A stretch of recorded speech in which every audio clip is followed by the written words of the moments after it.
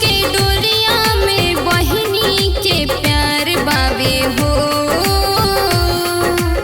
भाई बहिन के पावन त्योहार बावे हो।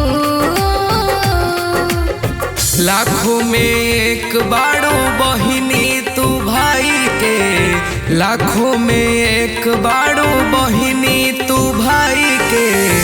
बंधन राखी हमारा कलाई पे, बंधन राखी हमारा कलाई पे, बंधन राखी हमारा कलाई पे।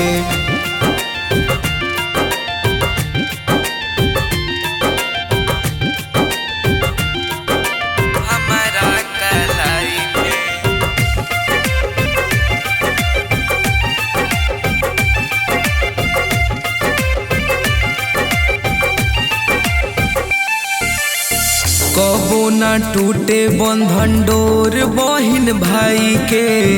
भूल मत जइहे बहिन ससुरा में जाई के, बुझले ना भुलाई भैया।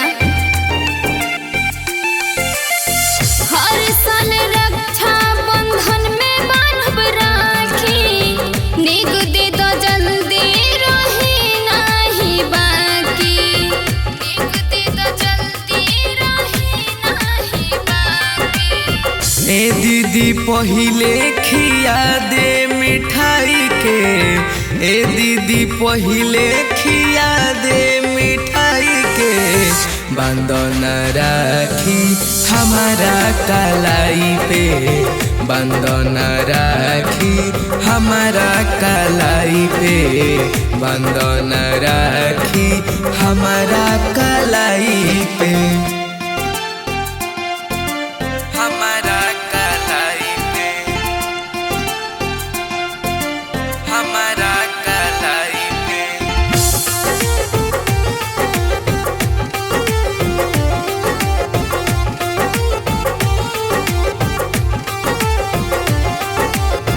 तोहरे से मिलेला हमारा दुलार हो।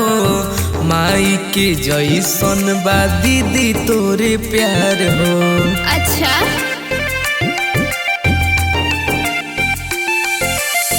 थाली सजवनी हम आरती उतारब, तिलक लगा के नजरियो उतारब, तिलक लगा के नजरियो उतारब। दे दो आशीष डीकेस विशाल भाई के, दे दो आशीष डीकेस विशाल भाई के।